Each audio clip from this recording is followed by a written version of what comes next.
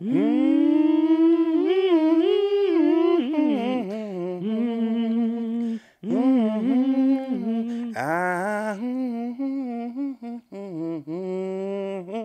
said I gonna trouble the water. Too hot in the hot tub. Too hot in the hot tub. Ow! Too hot. Put your toe in. It's too hot. Okay. Oh. Okay, wait. So really quickly. I was just talking about my favorite episode of American Dad, and it's actually the hot tub episode. Oh my god. With CeeLo playing. Oh my god. Oh my god. That shit is so fucking the funny. songs, the music. CeeLo Green as a singing hot tub. And we'll just leave it right there because that's all you need. Welcome to the Friend Zone, everybody. This is episode 6. I decided to give the count this week. And the Friend Zone is the show with a focus on mental hygiene because who wants their mind to be musty? Oh my god. You know what? That's perfect. That's perfect. I see what you did there. I like that. So this week, you guys, and once again, I'd like to just go ahead and formally introduce ourselves. My name is Dustin Ross. I'm an actor here in New York City, for those of you that do not know me. And I also do media correspondent work. And I also have here with me tonight. I like how Asante's looking at me. I am Francesca, also known as Hey Friend Hey on the internet. And I am a lifestyle blogger that focuses on health and wellness. And I am Asante, known on the internet as @HeyAsante, and I am happy to be here with my friends on the podcast of The Friend Zone. So let's get into some shit this week. Let's just get into it, okay? We might as well just go on and jump January, February, jump on in, okay? Like we do in Double Dutch. So this week, right? It's been heavy on my heart because I've been hearing stories from other people about this, and I just think it's a really relevant topic that a lot of people really need to talk about so that they can find some clarity. You know, we're all about clarity here at the Friend Zone.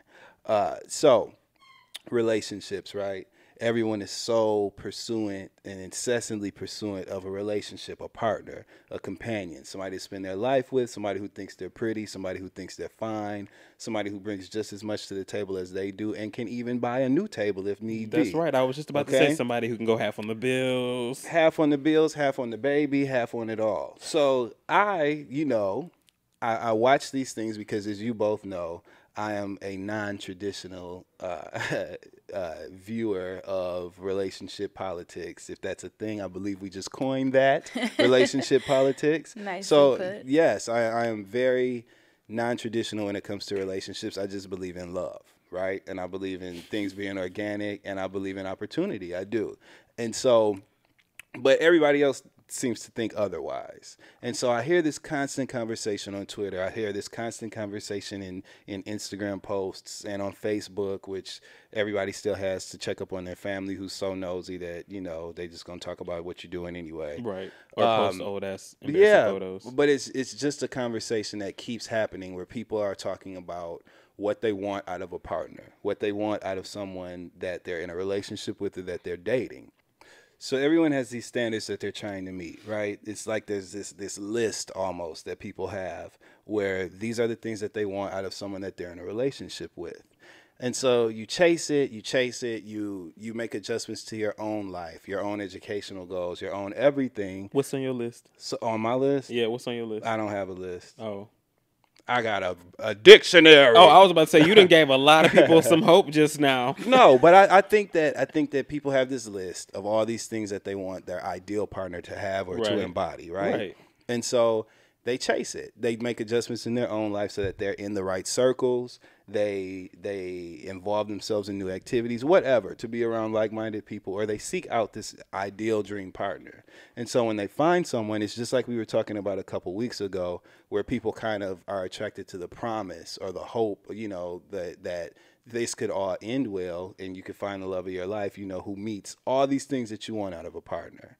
And I think that people are really attracted to that. But what happens sometimes is you find it and it's not enough. It's not enough. I knew you were about to say that because that's exactly how everybody is. It's like, not enough. People just go searching and deep sea diving, looking for the most exotic of fishes. And then at the end of the day, it's like, well, I have this trophy. A goddamn trout. I thought it was a trout. And I think a lot of that just happens because what we're looking for, what we're searching for may not necessarily be what we need. Yes. But we have to experience what we don't need a lot sometimes. Well, maybe not a lot, maybe just enough to, get to what we do need. But then you get older, right? Mm-hmm. And so for some people, their biological clock is ticking, True. right? For other people, they have a track or a plan as far as what they wanted their life to be that includes a partner.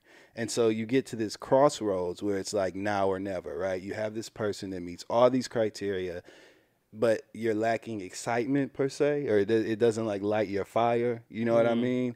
And so what do you do when you get to that crossroads? And also, what do you do when you're the person on the other side of that coin? When you're the person who has found the person that has it all and that is everything you want them to be, but you know that they're really not that into you.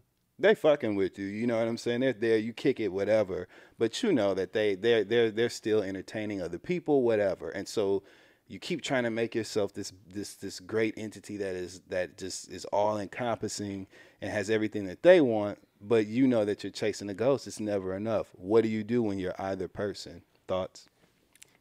Thoughts. I've never really had a list.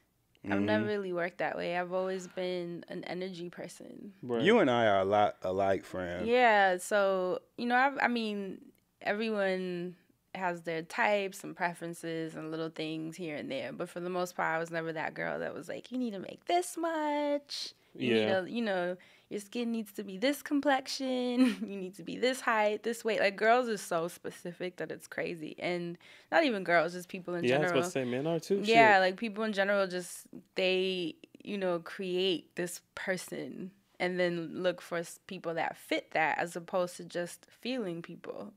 And I've never really worked that way. For me, it's always been that person that when I step into a place or a room, it's like, I'm drawn, and then you guys play that staring game. Yes, you we know do. what I mean? Like, I like those moments. Like, that to me is life, and it's a feeling. It's like you get that feeling in your stomach. Like, you got to make me feel something. I don't really care. Like, I don't even know how that works. Like, what, do you just go up to a man and, like, ask him what his job is? Like how do you know his list if he fits your list? That's what dating's about, figuring out if they fit these bullets. But maybe, too, I've also never really been a dater. Like, someone that, like, actively pursued men and was, like, like, serial dating. I've never really done that. I'm the one that, like, I love affairs. Like, I'll meet you, you make me feel something, then we get caught up in each other, consumed, and then it's like all about you, and then we're like in love, and then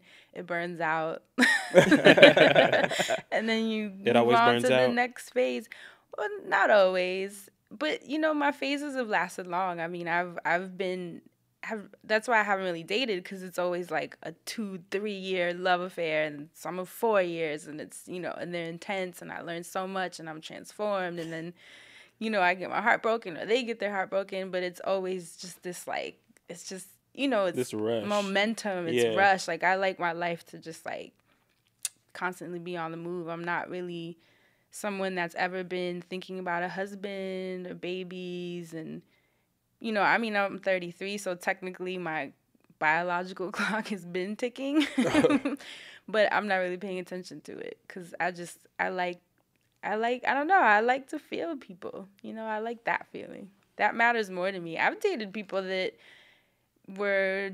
made less than me, or maybe the average person wouldn't even think I would date them, like, because I think most people think I'm gonna be with, like, some spiritual guru somewhere in an ashram in India or something like that. But I date whoever I like, and it doesn't really matter. There's no checklist for me. And it works, because it's been fun. My dating life has been fun. It's been a disaster, but it's been fun. I feel like a lot of people for our generation, from my experience, don't make lists. Like, I used to see a lot of that growing up. Like, people be like, oh, girl, he got to do this, that, and the third, and I'm going to meet him here. Or they just have everything mapped out in a way to where, like you said, they put themselves in these circles to meet these people and get these things done in order to attract the perfect mate. But I feel like a lot of us nowadays kind of attract people like that, just from what I've seen, because I know personally I don't have a list. If we vibing, we vibing. But right. outside of that, I think that people are the same. Like if you're the other person that's stuck on that side of the room and you feel like you're ready and you're with the one, but they're not ready to stop playing games and shit, you essentially have not found the one. And either you still need to figure something out within yourself to get something different, whether it's you need to change something in your circle to make this person open up. Well, not make them open up. I feel like that sounds like you need to change yourself to be a certain way.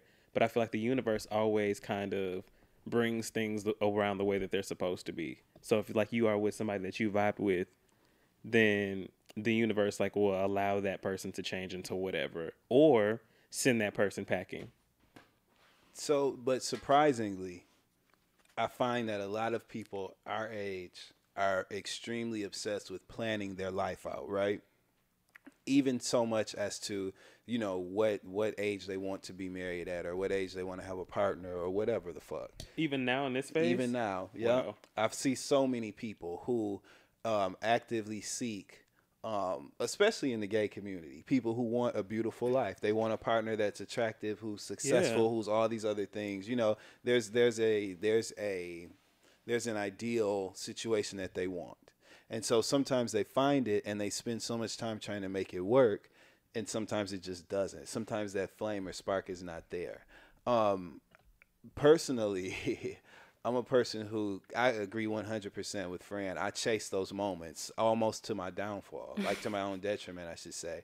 I love that newness. I love that energy and that rawness of that, of seeing someone and it just being a totally organic experience where you met them by chance, you know what I mean? There was a obvious and blatant energy there, and you just go on this whirlwind situation. I love that. Right. That's just who I am.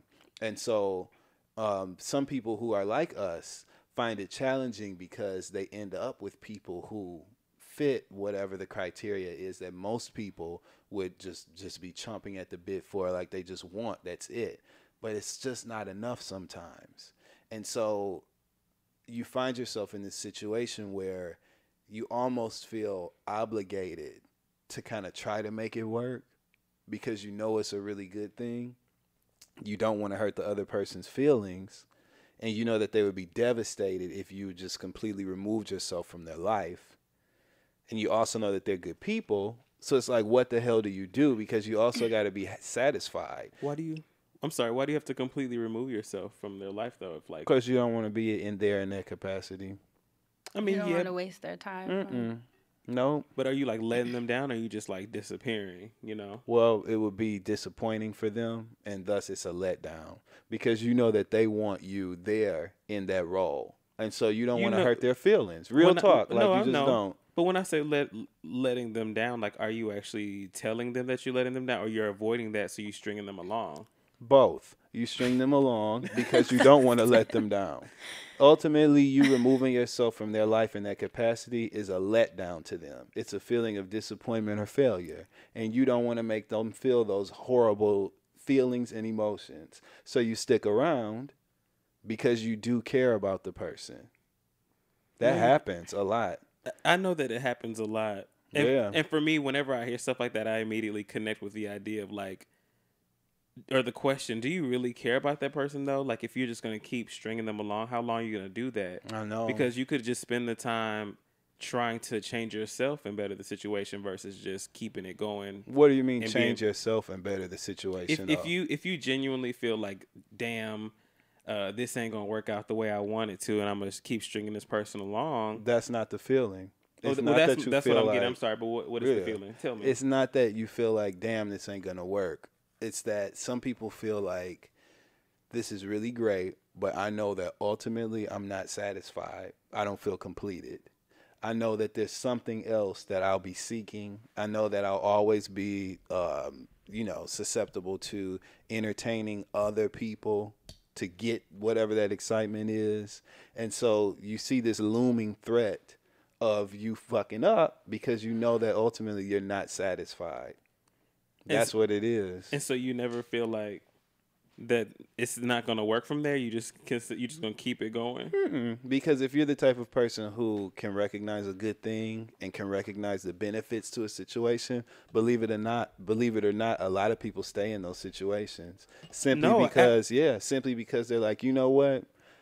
I may not be 100% satisfied. I might not be excited about this, but I know that this person is not going to cheat on me. I know that all my needs, my physical needs and material needs will be met. That sounds awful. People feel That like sounds that. awful. People feel like that. No, but it is very typical. It's real, yeah. Because Yeah. I think that's what happens when people get in relationships that are based on what the outside looking in thinks of it. And that's usually whether it's your mom, your family as a whole, your friends. Sometimes even you with what you think like, the perfect situation is. Yeah, because I know I've seen it be either a combination, like you were saying, people have their clocks and they have their life planned out and very scheduled by age. Yeah. And so whoever just happens to be there at the right time, is the one that they just kind of reel in and make it work. There are a lot of people that are in make it work relationships. Lifeless relationships. Yeah, and it's also a lot of people just don't like being alone. They're not comfortable with loneliness. They are fearful of leaving someone because they don't know if there's another opportunity, and most people will stick with what's familiar, with what's comfortable, than taking the risk of just searching and for it taking as long as it needs to. I've never had that fear. That's one thing. I don't know where it comes from. Because all the women in my family definitely settled, and I grew up watching that. But maybe that's exactly why, actually, now that I think about it, just seeing that they, quote unquote, got what they wanted, but I didn't really see them thriving in these relationships. I didn't see a transformation. I didn't see them become better women. I didn't see them become better men.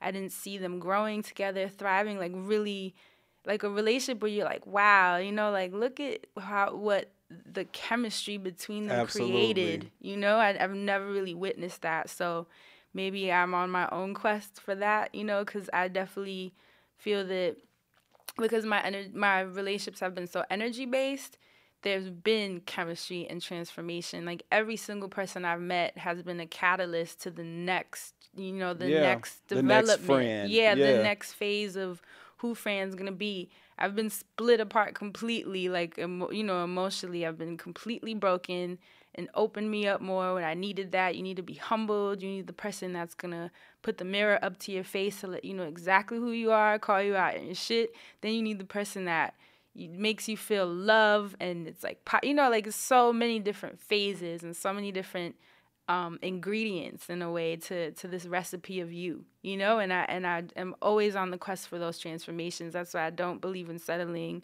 I don't believe in staying where I shouldn't be, even though I have said before, letting go is my one of my weaknesses, just because I always I'm someone that loves the transformation, so sometimes I can fall for people's potential. Yes. Which is my downfall.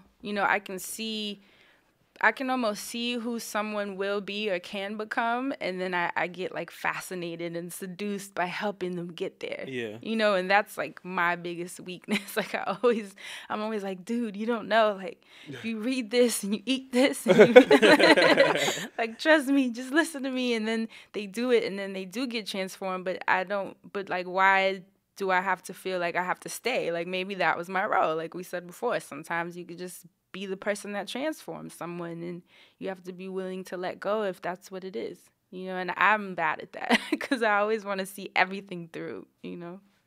I think for me I'm realizing why I stay single so long. I don't want to deal with that.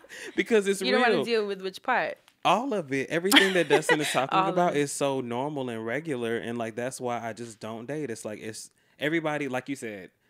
Well, people in general, we're all looking for somebody, right? I'm not. Well, maybe you're not looking for somebody, but you feel like something might come. Tripping over, no. But you're looking for the feeling. You like the feeling. I enjoy the feeling, and it happens. So I'm straight.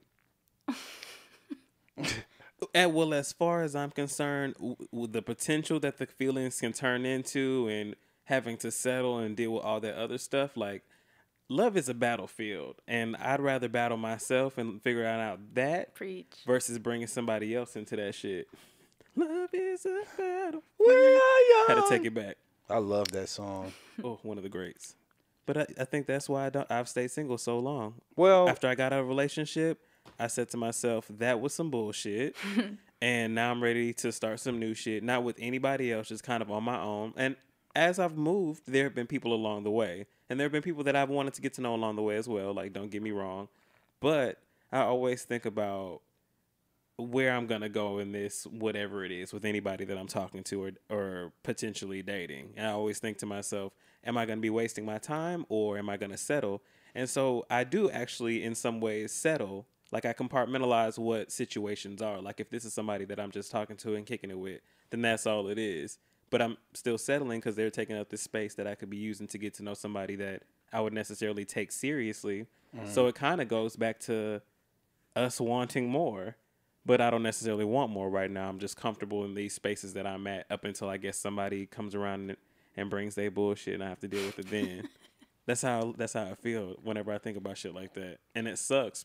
But I always think about everybody settling.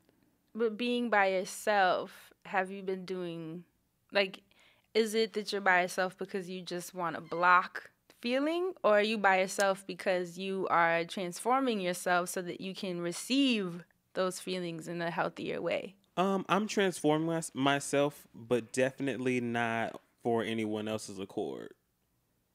But I do think that the universe might bring somebody along with that. But I feel like the universe brings fuckboys around sometimes, and you thinking that could have been the one, and now you stuck in some bullshit. See, it always goes back to that for me. It always goes back to being stuck. You gonna break me down at some point on here, and we're gonna get to the bottom of it. But I don't know what's happened in my childhood yet. We'll get there. All right. You know, it's amazing because like I'm just completely aware of like my portion. I'm completely aware of what I have contributed to all of the situations in my life that have been romantic. I know every time I fucked up, and I have really like messed up some good situations, both on paper and energy wise, and like in my heart. I have really dropped the ball, and I know it. Each time I did it, I knew I was doing it, and I knew why. Because I was chasing something else, and I was afraid of saying this is the end. Because it's fun being single to me. It's fun getting to know people, and I have met people. I've encountered people in my life in a romantic capacity that have been like instrumental to my development. And had I been in committed relationships at the time, I wouldn't have been able to facilitate those relationships ethically. And you could only maintain those relationships and experiences that come as a single person? No, or but they were romantic in nature. So it would have been disingenuous to have those relationships if I was in a relationship with somebody else. I wouldn't have been able to explore those people in my life. And so I'm grateful that I have been single at those times to even entertain that energy and have those people in my life. Right. And so when I think about it like that, it makes sense. I also know what I am trying to avoid. You know, I know. And that's why when people say, that's why my perspective is the way that it is when it just comes to relationships, because I know exactly what I'm doing. I know exactly why I'm doing it, and I do it anyway. And so I think that everybody else knows too. Sorry. No, go ahead. Nope, I actually want you to go because I don't know if I should go. I think you should. No, go ahead. Because every time you talk about that or the way that you say it, it's like you know exactly what you're doing and you're still doing it. Right. That's what I said. I know that's what you said, and it's like you said, you know, every time that you fucked up, right? Mm-hmm. And that doesn't faze you at all. Like you don't think to yourself, even for the next or in your next situations, do you change it up or you learn? And so when you learn, when you go through those experiences and you learn the lesson, it makes everything worth it. I learned lessons from all those situations, and it's made me even be in a place to entertain certain situations that I'm in now. And because I'm doper than I was before because I fucked up and learned from it. right, you are. I'm I just know thinking what that about, feels like. You know what I mean? and I think that I probably identify with whatever the other end of the stick is that you're on. That's why I'm immediately like getting defensive. I'm like, You're damn, so you just triggered. be stringing people along or like whatever the situations are. It's just like if you're fucking up, yes, you're growing from that. And in some other ways, you might be stunting somebody else's growth behind that, though. Yeah, but the thing is, my fuck ups weren't me stringing people along. My fuck ups were other stuff. Wouldn't So like that's what I'm talking about well, when I like say where I for fucked up. I'm example, not when I talking say about that, stringing people along at well, all. well, for example, if you were to just string people along, like it's any which way you fucking somebody else, you fucking up the situation and somebody else is involved. Like I don't even want to be responsible for that on my end. Sometimes though, I think that people misinterpret what it really means to string somebody along because I do think that people are entitled to a space to think and figure things out. And so sometimes you can have somebody in your life and while you're interacting with them, you're kind of getting a feel for it and figuring out if this is something that you want in your life. And while you're interacting with the person and dating them or whatever, you're doing the work to try to figure out if this is what you really want to do. And I think that a lot of times that's misinterpreted as stringing people along. See, to me, stringing somebody along is like purposely using someone or taking advantage of them. Nope. Sorry. Using someone or taking advantage of someone for your own gain. I think that you don't always have to be on the same page with someone about where things are going. Sometimes you're just in the moment. I'm a person who's literally in the moment. Right? If I'm dating you, I'm doing that in the literal sense of the word. We're going to meet up. We're going to spend time together. We're going to do things that people that date do. There's a difference between that and us having a conversation saying, hey, it's just me and you from here on out. We're together. And I think that a lot of times that area is so cloudy or gray that people could be on one end and think that it's something that it's not for the other person. The other person is simply dating them and in the moment. So for me, when people refer to it as stringing somebody along, I think of that as something that is extremely malicious in intent and nature. And I think that's someone literally using someone, taking advantage of them. And that's different from us kicking it and me trying to figure out, damn, is this something that I could really do? And it's almost like trial and error, like I'm in it. I'm figuring it out. And I think that people are entitled to that space. Well, one thing I've learned is not, when I know it's easier said than done, but is not taking the other person's position in your life so personal. Because I think that's something that we have the tendency to do as people where, Right. if you do find out that someone's a fuckboy or, that he was stringing you along or whatever the things that people do to each other that are just like awful in relationships and dating, we're always so quick to assume that we can fix it or it's something with us. And if I just do this and maybe if I do that. And it's just like a lot of the times people are just going through so much trying to figure themselves out. And they could very well be using you as an escape in the moment, and I think it's something that happens a lot, unfortunately. And, and we get so beat up. Like there's so many relationships that I think back to now and I took it so personal, like I felt like it was an attack on me as a woman, as all these things. And then later I realized like, when sometimes you can become friends with people that you guys, went your separate ways and you hear their perspective now that you're like outside of the emotional aspect of it and you see it completely differently. Like they're just going through, we're humans. Like they're going through so much, whether it's career, family, and sometimes you guys just don't latch on at the same time and feelings grow in different directions. I mean, there's so many things that can affect a person's position in your life. And I think we are so quick to assume that someone's gonna, just because they love you, that they're gonna be like ready for everything, to marry you, to have kids. But sometimes love for people is a very sensitive thing. It's fragile. Maybe they're not ready. Maybe they're scared. And we're so quick to call certain boys fuck boys. And I know so many boys that are considered that.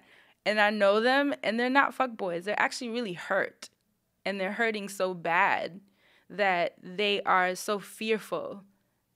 They're so fearful for whatever it was, whether it was someone that they loved, let's go back to childhood. We always do that.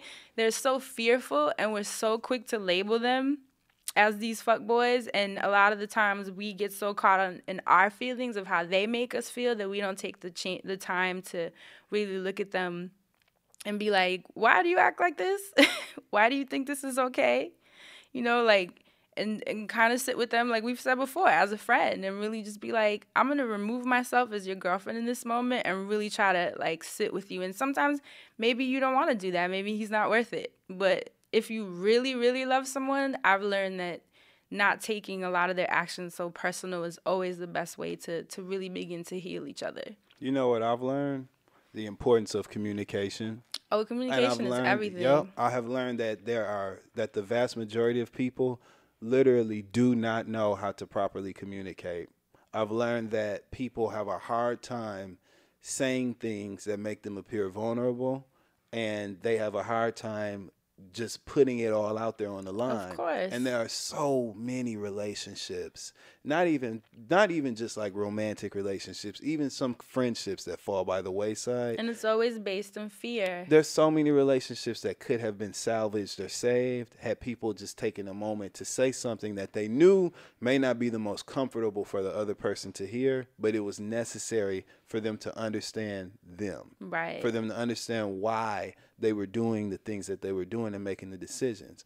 It's also conversation that could then incite them to make a different decision. Right. Because you could have a counterpoint that really made me think and really made me change how I actually feel about things. So, yeah, I just think that that communication is very, very, very important. This is so stupid, but I was watching Black Ink Crew the other night, right?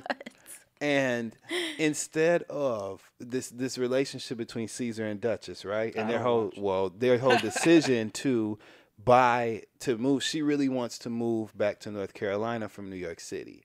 Caesar is really not open to that idea, but he loves Duchess. They love each other, so he's letting her feel as if that's what they're gonna do when he's really trying to figure out a way to stay in New York. Instead of him just saying, "Listen," instead of just saying that, I love you, but New York is all I know, and I'm deathly afraid to go somewhere and restart. Building this, now in his confessionals, he's letting it all out. Building his empire was so important to him, and he wanted to leave he literally said, I wanted to leave a legacy behind when I die. It's always been important to me to do that, and me opening Black Ink was the start of that for me. I want to finish what I started. Instead of him saying that to her, he starts talking to her about getting a prenup, you know, to secure his assets, you know, because they have to figure their shit out on paper. Instead of just having the real conversation where they could actually grow and make some traction. right. And so I just... Well, it's the friendship element, I think, in relationships that's usually missing because we're so stuck on the ownership aspect and the possessiveness and the are you mine, no one else's, and that's like usually the fuel for people to get in relationships in the first place, instead of really just sitting with each other as friends and like talking the same way you would with any other friend and really trying to build. For me, it's all about building. It's like, you know, how can my presence in your life improve whatever your situation is, and how can your presence in my life improve whatever my situation is? And a lot of the times conversations are going to get ugly. It's going to be a lot of digging, you know, and I think that's an element that's missing in a lot of relationships because people keep it at such a surface level, and then they wonder why it doesn't really last, but that's because you guys didn't dig very deep. Where's the foundation, you know? It's just the shell of the house in a way. So, you know, for me now, I dig so deep in my relationships, like that, you know, whether it works or not, there's always an amazing friendship that's built out of it. That's great, friend. Yeah, because it's like, you know, the transformations that we go through are very real. I don't go in relationships just to, like, you know, be cute and post pictures. Like, that's so not my motivation. That's why no one even knows who I date, because it's such a real, such a personal, it's a vibration. Like, this is, like, relationships for me are such a thing, you know, because they are so vital to like, love is such a vital force, you know. I don't really play with that. I don't give it to everyone. I don't take it from everyone, and it's just not something that I think people should, you know, should be so, like, I don't know, the way that the people careless. you know. I think for me that's why I try, as far as my friends go and stuff like that, in those relationships, I try to be like a loving friend. But in relationships, I'm normally the vulnerable one. And if I don't feel like if I don't feel like I'm being reciprocated as far as like vulnerability and honesty and openness go, then I don't feel like I need to be in a relationship with that person. So if I can't see somebody being open with me, or not even putting it all on the table initially, like if it's a process, fine. But if you're showing me at every stop that there's going to be a door and you just don't want to open any of them, then it just feels like a waste of time. But I feel like learning through my friendships how to break my friends down in those relationships, it's kind of like my practice for, a relationship that's going to spawn with a friendship attached to it. Right. In order to be real, like for that foundation. You just said something really interesting when you said that you feel like if it's going to be a process, fine. Right? Mm-hmm. And I think that a lot of people have difficulties defining what that process is, what it means for it to be a process. Because some people might get confused when they are dealing with somebody that they feel like they love, but they keep being met with that wall and that opposition. How do you know when it's futile, or how do you know when this is a process and maybe you should stick it out? Like how do you define what that moment means? I think that is something that's really challenging for people. That's actually a really great question. How do you distinguish between someone that's just hurting you and someone that, or at least you feel is hurting you? Because a lot of times it's our interpretation of the other person. But how do you distinguish between someone just hurting you and someone that is just struggling in a relationship because it's just something that they haven't quite figured out? So, who do you fight for? Yeah. And when do you let go? I think that's the biggest. That's the get you gotcha. Yeah, that's the get you gotcha. That's always the scary part. But for me, I've learned to just give it. Just give 100. And if you get burned, if you get brokenhearted, guess that's what? Okay. In a relationship, I've actually learned more from the relationships that broke me. They made me so much flyer for the next one. And one thing I've learned is being alone is great if you feel you need to be alone and single, because I definitely took time off to myself because I needed to really understand myself. But also, being in love just taught me so much about my weaknesses, my vulnerabilities, and it's just as scary as it is to jump into these relationships. They're so great. Even when they don't work out, like, it's okay. Like, you learn so much about yourself, and especially with a breakup. That's when you really learn what you're made out of. Relationships. When you're at home sliding down the shower. It's like another form of battling, though. Like, like in a relationship, there, like love and war, you're always going to come back through creation and destruction. There's always going to be something new built, something great there. Always. And I think that's what I'm avoiding. So whatever the next shit I get into, there's going to be a big ass downfall maybe, but I'm going to come out like the phoenix of the ashes and shit. So this is giving me an idea for the wellness segment. Oh, Lord. My juices are flowing. Lay it on us, Is it going to be a juice? But apparently we need to take a break. So we're going to do that, and then we're going to come back and talk about these juices. And then we're going to come right back and get well. I thought you were about to say get wet. That too. Asante, that bevel razor is it's the best thing that has happened to me in quite a while. I have been shaving even when I don't really need to. You know what? And that's what's fucking me up, actually. I've been shaving when I don't need to, and then when I need to shave, like, I can't find it because it's so crisp and fancy and shit. So, like, I left that shit in Fran's room because why would I have my razor in Fran's room? He's so obsessed that he came down to my hotel room with the razor. Yeah. I was like, are you shaving here? She's like looking at it like, oh, this is kind of cool. I'm like, ain't it? Like, proud of it, like it's a trophy. Yeah. And you took time out, too. You were like, I'm going to go upstairs and shave. I was like, listen, why? So, when we were in Atlanta and my mom and we all went to lunch or whatever, I went back upstairs and shaved before I went out. Just because your bevel razor was that bomb. I had just been to Houston a couple weekends before, and I used one of them cheap ass razors, and it like started to fuck me up. And so then I got like this bevel shit right on time. And so then I was like, I have this crisp ass shave just in time for Atlanta. And it was perfect. It was right on time. And all the products, like that restoring balm. That shit smells so good. That little oil that you put on right before. The priming oil. And that brush. Oh, my God. And I told you guys, I actually was embarrassed after using my bevel products that I was embarrassed that I had been taking shaving cream and rubbing it together in the palms of my hands prior to that. Like, using that Bevel product changed my life, and we think it'll change your life too. So we'd like to invite all of our listeners to go to getbevel.com. That's GETBEVEL.com, and enter code FRIENDZONE at checkout to get 20% off of your order, like we did. So that your shave can be the shit like ours is. And for real, like, we're not just selling this razor because... No, I was just about to say that. I was like, I know this is very ad-ish. Right. Because it is an ad. But this is actually some shit we use, and it's the shit. Yeah, I can tell you guys. I didn't use it. I didn't have to shave.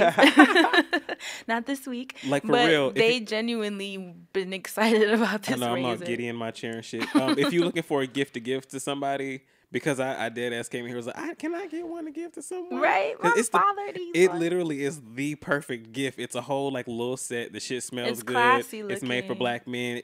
My dad's birthday is coming up. Hopefully he don't listen to this episode. Right, and the holidays are coming up, guys. So definitely keep that in mind. Perfect for Christmas. I know I would be happy if I seen that saying "ho ho ho" to me under my tree. Listen, I'm about to use code FRIENDZONE for 20% off for some of these razors I'm about to give out at Christmas. So if you get one, you know where I got it. We hope you love it.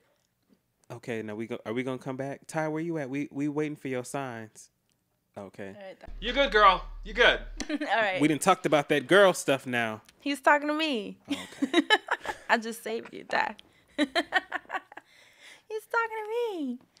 All right, so I just, for the wellness segment, you guys know we have to do our mental hygiene checkup. I think it's so interesting that Asante is putting me on Snapchat right now. I'm Snapchatting your wellness segment. So I think it would be really interesting for you, and when I say you, I mean those of you listening and Dustin and Asante. Maybe it's time to really sit and pull out that journal. Yes. I feel like you're talking to me on purpose. I totally am. That's why I'm looking at you right now. You're not looking at me. I'm not looking at you for two reasons, but it's mainly because I'm Snapchatting, not listening to you.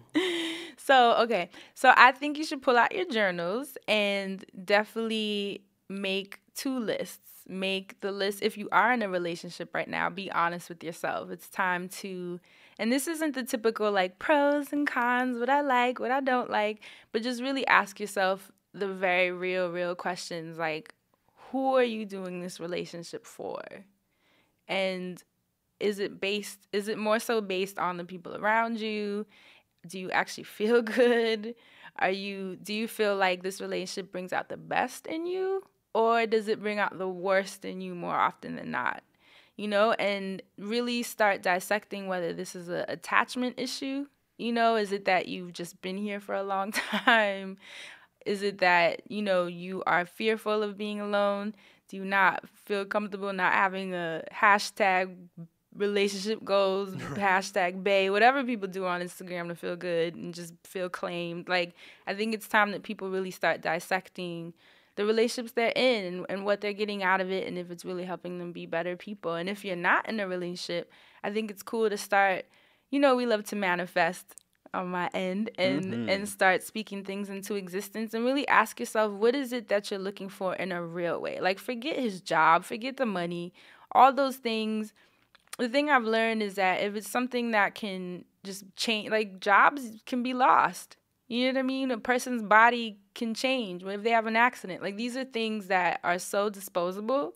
But what about the things that you actually feel? Like, I'm going to say your vibrations and, and chakras. And, like, these things are the things that matter because as time passes and both of you are evolving and changing, the only thing that matters is how you feel about each other. Nothing else on the checklist is probably even going to still be the same. So I think it's time that you really start dissecting why you feel the way you feel. And for Dustin, I'm curious for you to start dissecting what it is that you're running from and why, and Asante, have you put up a wall to avoid pain so much so that now you're avoiding love as well? Because with a wall, the good can't come in either. That's right. And I think it's time that people start really, we're going to go back to childhood, trying to see like how much of your trauma from the things that you've been through are really kind of blocking your blessings. And are you even aware what these blessings are? And you might be looking in the wrong direction, you know? So I think we should do some journal work. I can't. Okay. I'm going to journal. And really face it, though. Like, really face it. I am literally in love, and I am fighting it like Floyd Mayweather. So I'm going to do a journal. Ask yourself why. Ask myself some questions, and I'm going to do the work. Thank you, friend. Absolutely. And this goes for me, too, because, like I said, sometimes I have to ask myself, the energy that I put into transforming people, is it because I'm afraid to look at myself? And it's almost easier to have someone else tell me, oh, this is how you make me feel, as opposed to me asking myself how I make myself feel. You know what I mean? And sometimes you can get in relationships just to avoid yourself. That's why people don't like to be alone. You know, so these are questions I ask myself all the time, just to make sure that the attachments I'm building are genuine and not based on what I felt I was missing as a kid or something like that. You know what I mean? So I think a constant check-in, constant dissection for all of us, just to make sure that, you know, we're building healthy attachments. And don't be afraid to walk away either. You said a constant check-in, right? Yeah. A constant friend is he. His eyes. I triggered the jukebox. Wait, See, actually, what's the the gospel reference? That's it. Oh. His That's the eyes one. on the sparrow. A constant friend is he. I triggered Mr. Choir Director. Remember when Keisha Cole sang it and she coughed in the middle of the No. song? She was like, his eyes. Lord, and she was like, Lord, help me. When See, she did it. and She I was said, Lord, That help really me. happened. No, it I'm going to show it to didn't. you on YouTube. No, it She didn't. coughed. She's like, Lord, help me. No, she didn't. I promise you. Cut it I out. promise you.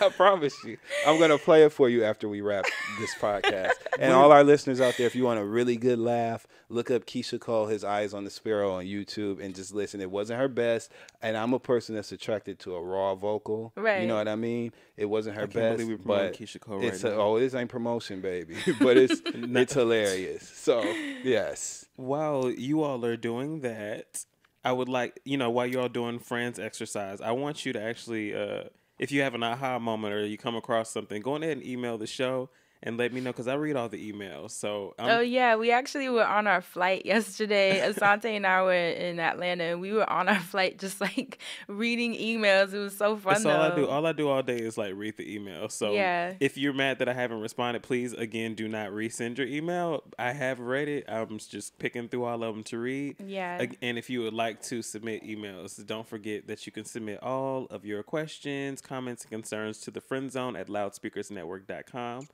And Speaking of, what's the icebreaker today? oh, you know, I actually had one from Twitter and I forgot what it was that quick. But as per our topic currently, I want to say I would like to ask, what is your favorite part of being in a relationship?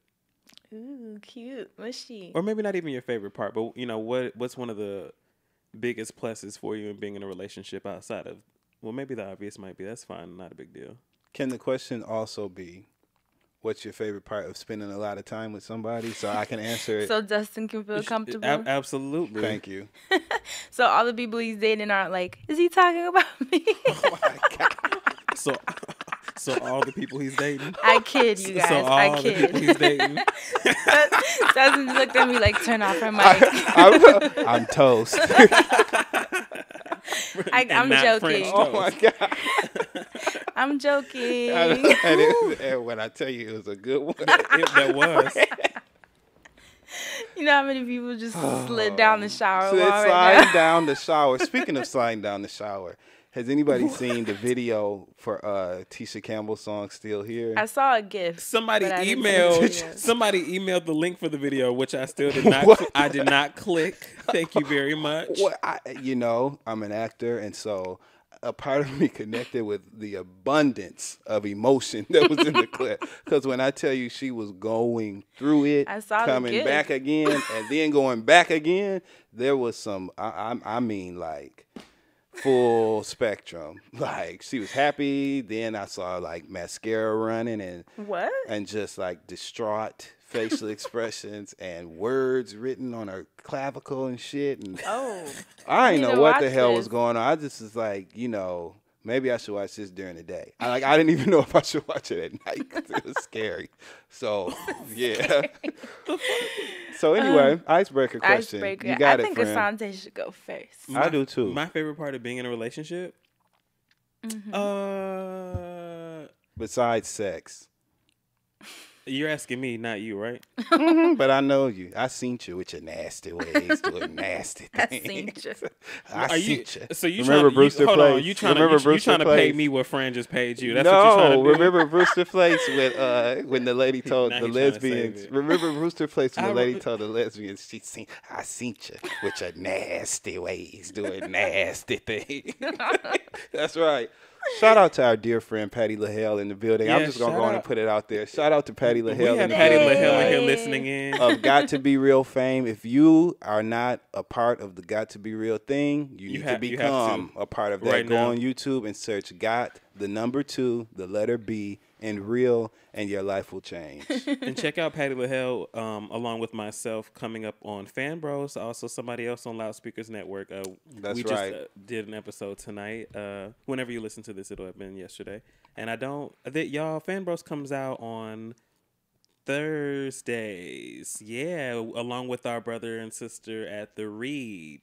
We're gonna put everybody on tonight. You got to plug. We're a part of such a great family of podcasts here at Loudspeakers Network. I feel like the shit for being here. How about you? Hell yeah. So, this is great. Shout out to all our wonderful Loudspeakers Network family of podcasts who are running the podcast thing. So, yes. And once again, Patty LaHale. So to answer the question, my favorite part of being in a relationship is just just going out with someone else. Like just going out with that one other person. And maybe it's a regular thing, but just to have a nice dinner with one other person, you guys just talk, or just to, be somewhere else with one other person. Because I always like, one-on-one time with my friends anyway. So to have like that one person that you with and y'all just like kicking it and you talking about things and getting to know each other and talking about dreams and shit like that, or later on down the road y'all just talking about bills, whatever. Just that like almost that camaraderie. Oh, hell no. Oh, talking about bills. So what you like, arguing? I'm saying like later on down the road. You like getting into it? What I'm saying is if you're still in a relationship and like later on down the road, y'all talking about some shit. I don't even feel like continuing, actually. That was hilarious. I would like somebody else to answer the question. Okay, well, I'll go.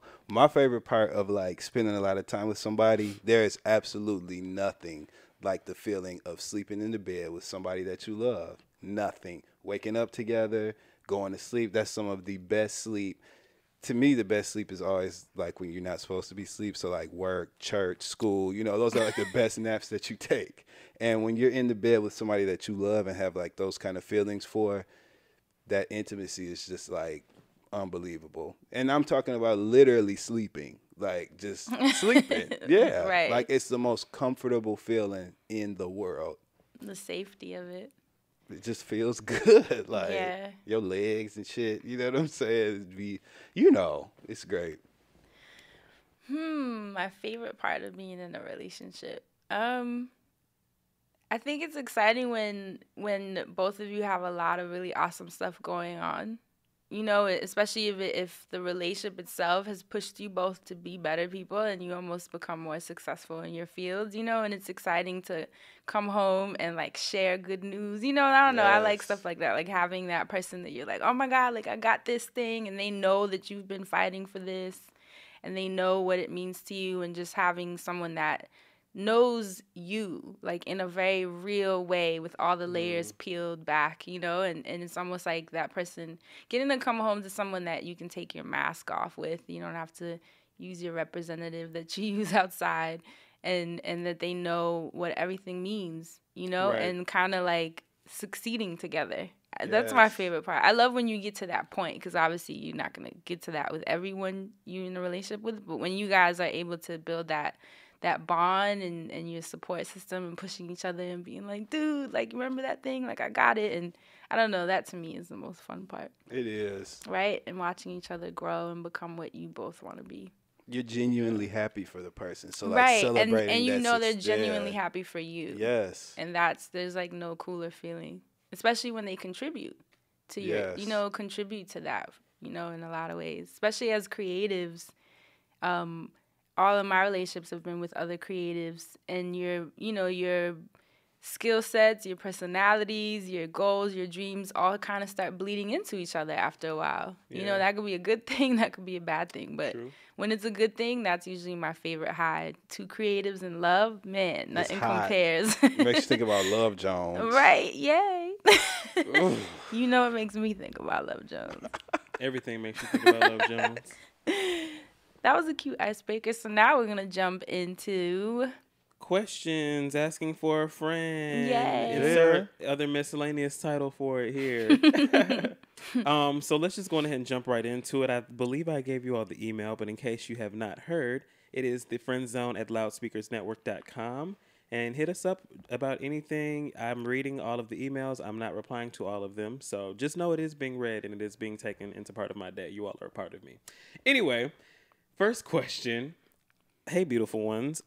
I am currently in the second year of college and I feel on top of the world.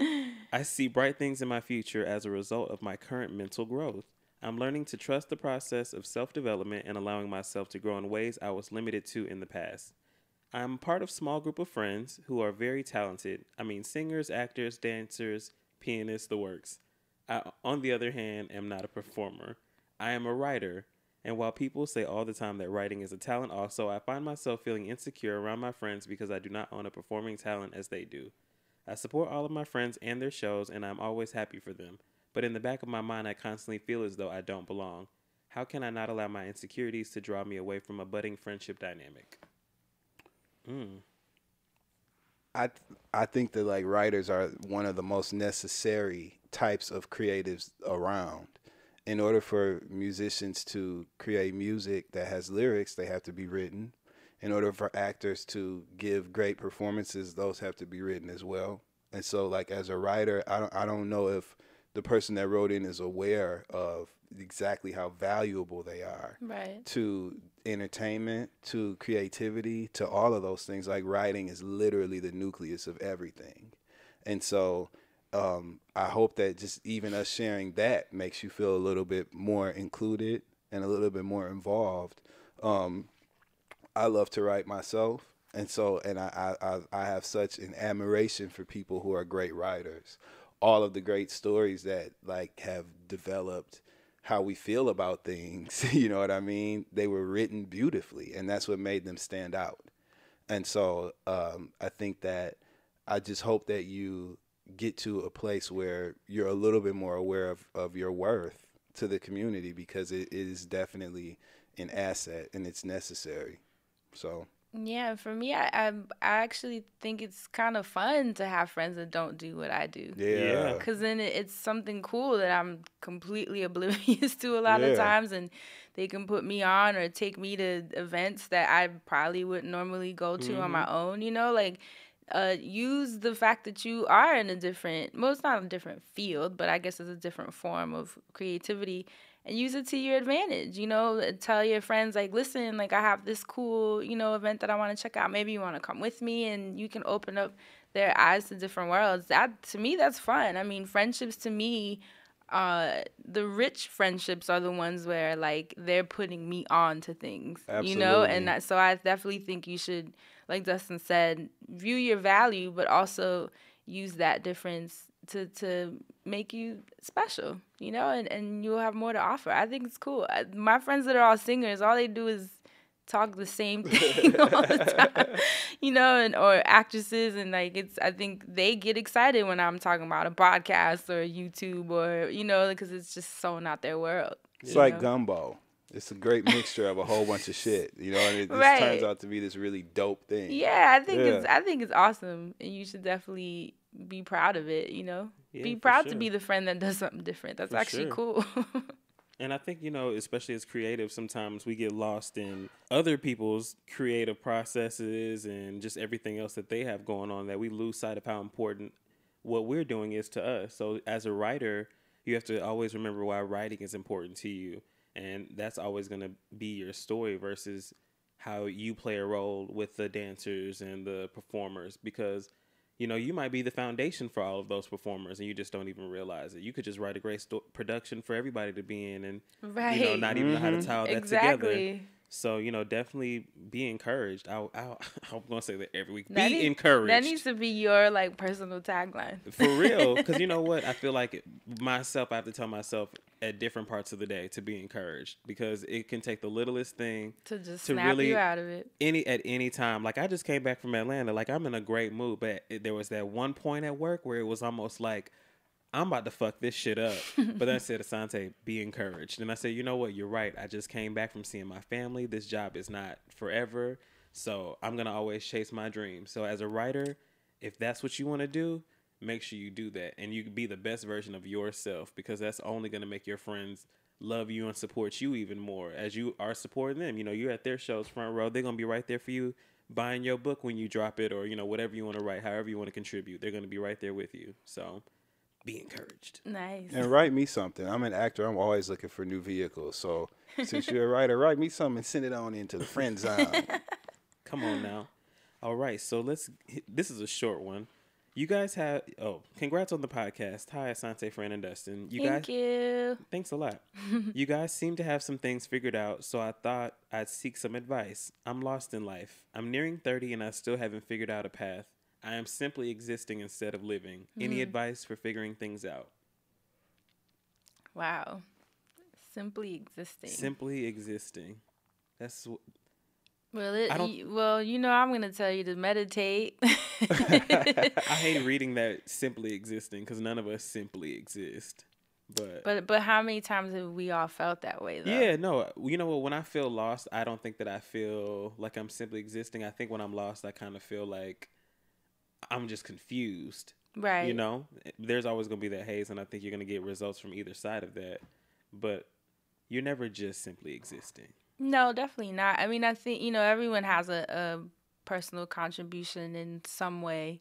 There's this quote by Osho that I absolutely love. I obviously don't remember word for word because it's like it's an excerpt from his book. Mm-hmm. But, the gist of it is that you are so unique. God put you here, and it's like most of us assume that, so, based on success, like some people are more special than others, but everyone here was put with such a mission, and it's a matter of you completing it, or at least finding what makes you happy, and understanding that no one is going to do it but you. And once you feel the weight of that, and I don't even mean weight as a pressure, but I mean weight as in the value that you bring, how your vibration is contributing to the world as a whole. And if you don't find that frequency and really vibrate at it, we're gonna miss out. Like the world is gonna miss out on you.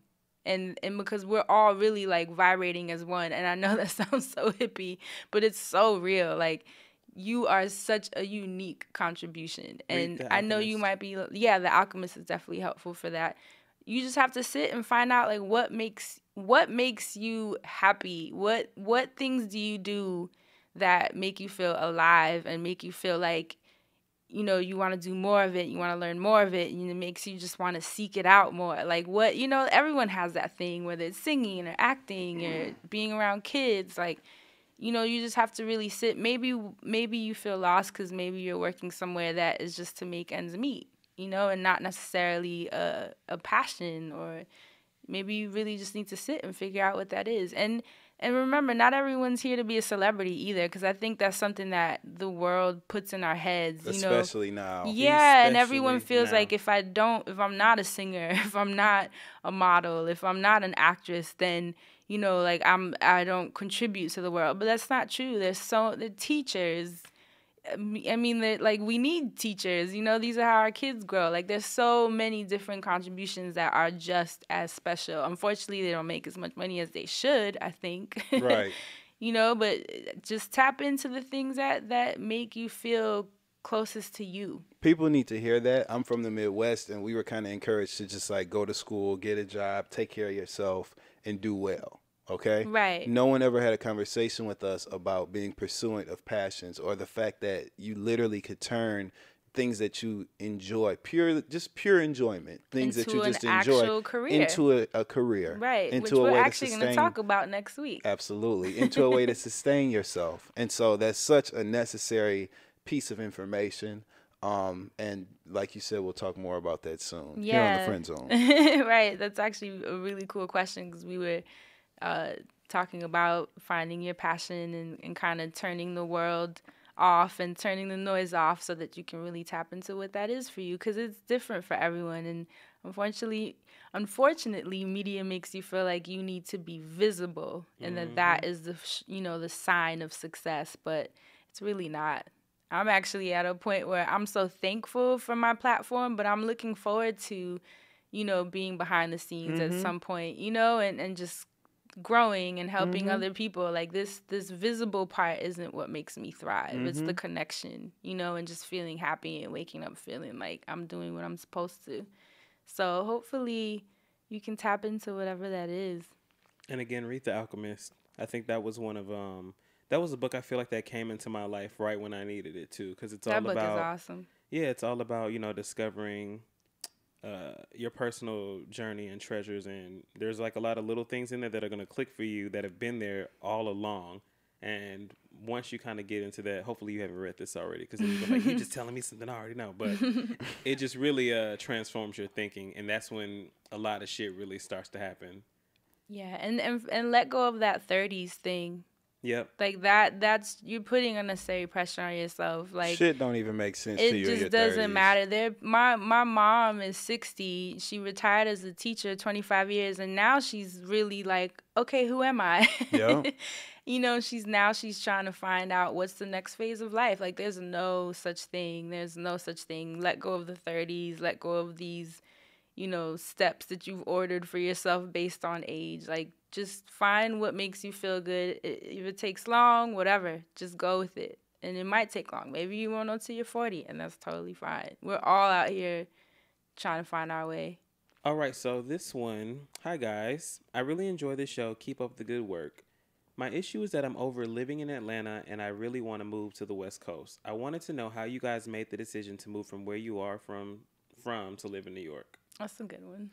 What a relevant question to today's discussion, right? Because Dustin moved to New York City because and y'all know I never get personal, so I won't. I'll just give you just enough. So I won't. I had one great love in my life that I am very grateful for experiencing, and grateful because I came out of it a completely different person than I was when I entered it. I never even made the decision to be in the situation. It just happened. And it literally taught me what the definition of love was. Well, that ended. And we decided to move in different directions. And I decided that was my opportunity to kind of press reset and just restart my life. And what better place to do that than in New York City? Somewhere that's just full of opportunity and discovery and so many different cultures and so many different things that I had not been exposed to and not had the opportunity to even just take advantage of whatsoever. And so I did it. And it was the best decision I have ever made in my life because it forced me to push myself. It forced me to stretch my boundaries. It forced me to challenge myself. It forced me to try new things. It forced me to completely redefine Dustin. And I did. I never even had an interest in defining Dustin prior to my move here. Moving here and seeing all these people and figuring out that there was room for me to do some great things made me really want to figure out what those things could possibly be and how to get to them. And so I'm eternally grateful for that. It was the best decision I ever made. Yep. That's all y'all ever gonna get from me. Go ahead. I moved to New York for a few different reasons, but I think mainly I was young. I was in my, I was early 20s, and I said, if there's a time to do some shit, it's right now. Like, I was in school. School wasn't really working out for me, so I quit school. I hate to say I quit, but fuck that. I quit school, and I decided that if I was going to live somewhere, it shouldn't be somewhere I already know the lay of the land. Like, I knew everything about Atlanta. Like, I had a good job at some point. I, was living good, but it was boring, and I wasn't in school, so it was like, what am I even doing here?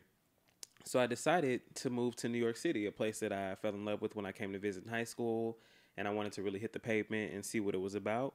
And New York has transformed me as well. You know, it's a place where I didn't think I'd be able to stand on my own, and I'm still here. Shout out to Tisha Campbell. Oh God. I mean, shit, it was too easy. And it literally is a place that will either kick your ass or it'll train you for some great shit. Like, I feel like my whole work ethic in certain aspects are different. And as far as, you know, being a creative, there have been so many windows and doors and roofs lit up, like just a wave of shit that I didn't even know existed. Because in Atlanta, you're expected to get a job. You're expected to contribute. You're not expected to be a creative or to have a passion. You're just expected to work, pay your bills, and keep it moving. Like, nobody even cares that you want to have this cover or you want to be a reality TV, whatever. Like, nobody cares about that. It's like you got to get a job, you got to follow this formula, and that's fine. But in New York City, you can do whatever the fuck you want. You can open a fucking taco stand that does Quickweaves. You can do a fucking waist trainer party on the fucking Staten Island Fair. You can do whatever the fuck you want in this city. Wow. And I thought that was so cool. Like, Yeah, it's true. It was like the world was, I didn't know anything about the world, but New York City showed me that, bitch, not only is there the world, there's the whole universe out there. And I thought that was so fucking dope. And that's why I'll never look back. That's why it's always so hard to go home and visit and say, I'm going to stay here for how many days? Do you have I have a 48-hour threshold. Like, after that second day of being home, I'm like, you know what? I feel like, so we got to Atlanta on Friday, and I feel like on like sometime in the middle of Saturday, I was like, when is my flight? And it was fine. Everything was great. The weather was great. People were great, but I was just like, damn, I think I got something to do in New York. Like, I know that there's a business calling me in New York right now. So that, you just have to know. You just have to know when you want to move. At the time, it may or may not make sense to you, but if there's something that you want to do it and you feel like you absolutely can, and even if you feel like you can't, but you think that you'll be able to, like, you just can believe in something other than you, like, believe in that and run with that, because it kind of comes together. But if not, you can always go back home, I hope. Set some shit up on the back end. So yeah, I think that's gonna about do it for the questions. Is there anything else that you want to share, Dustin Ross? No, I think this is a great discussion. I really hope we help somebody just find clarity, whatever side of the coin you're on in the relationship issue. I hope we help somebody, like, find some clarity. You helped me find some clarity. Thank you. You absolutely did. Like, hearing you talk about how you are in relationships, I see that perspective. Like, I get that. And I think I see it from a different way now. So I think in the future, if I ever encounter certain tasks, if I ever decide to get back in relationships, friend, I still got to make my journal post tonight. I think I'll handle certain situations I'm met with a little differently. Right. Let down my sensitivity a little bit. What about you, friend? I agree. I think it was cool for Dustin to give us that perspective, because, like I said, we tend to take things so personal. So it was nice to just see that we're all just trying to figure it out, Well, good. As always, thank you all very, very much for listening to the Friend Zone podcast. We are doing this because we do care, and we do want people to take something away from this. We do want this to be something important. And we do try to get the laughs just because, shit be funny. But also, shit ain't as hard as it's always going to be. So just know that there is some more shit out there, and you always need to be encouraged. With that said, while we're wrapping up, if y'all didn't hear, we are selling bevel razors for the low, okay? No, I'm just playing. We're not selling them for the low. But you need to go to getbevel.com and get you one and get 20% off using code FRIENDZONE, okay? Don't forget that we did that whole segment. That's not because we're selling these razors. That's because these are some great razors, and they really are. They really are. Like, for real. I actually get really excited every time I think about how now that I have my razor tonight, I'm about to go home. And then, like, Asante, right? Like, the way it's made with hold it at a 30-degree angle, and it literally my head. So hold on. Wait, I know that you have a whole, like, shaving experience, right? Yes. So, like, I have to document, like, put that in my schedule. When you shave, you have a playlist, right? Well, like, yes. you have your get ready playlist. To have, like, your music playing and then, like, pull out your crisp ass bevel razor, you feel like you're on a soundtrack to a movie or some shit. Like when James Bond is getting ready to, like, go fuck some shit up at a party and meet the bitch. Like, it's some shit like that. So you have to get this razor. That's getbevel.com using code FRIENDZONE for 20% off. And that's gonna just about do it for the show. just some church announcements here. As I said earlier, that I'm appearing on the Fan Bro Show with Patty LaHelle. I'm also going to be hanging out with Fan Bros for their crossplay contest on October 7th at Latitude Bar in Manhattan with Patty LaHelle. Just Blaze is gonna be there. Just Blaze? I'm gonna be there. It's gonna be some other people there. But if you really want to go and find out, there's gonna be tickets available at NewYorkSuperweek.com. Please be in attendance because I will be there. And if you listen to the Fan Bro Show, there's a discussion about a white shaft. That has nothing to do with me. I just want to let y'all know. Oh, actually, I have an announcement. Oh. I have a holistic living workshop at the Civic Center in Maryland on Sunday. It starts at 10 a.m. The tickets are $15, and I'm going to be speaking for like 90 minutes. So I'm going to be doing demos of all the things that I make at home, from my skincare products to Wait, I need to come to this. name it. Wait, what else you making? Oh, are you making the toothpaste? I'm gonna make everything. So I'm just gonna do a really cool Q&A for whatever questions people have for how to have a higher quality living. So again, that's at the Civic Center in Maryland on Sunday at 10 a.m. And to get tickets, you go to the naturalistahairshow.com. Cool. So hope to see you guys there. That is so dope. Yeah, I'm excited about it. I just want everybody to check me out on Instagram. No, I'm just kidding. I'm kidding. Not on Instagram. Nope. I want everybody to check Dustin out at Look at Dustin on Instagram. Leave your craziest comment so I can laugh. Because those comments are so crazy. I told you I felt like the comment section is none of my business, so I thought legit don't be responding or even reading. I think that I'm gonna start responding to your comments just to see what people say. You are crazy. Like I'm gonna just start adding people. What I would like you guys to check me out on,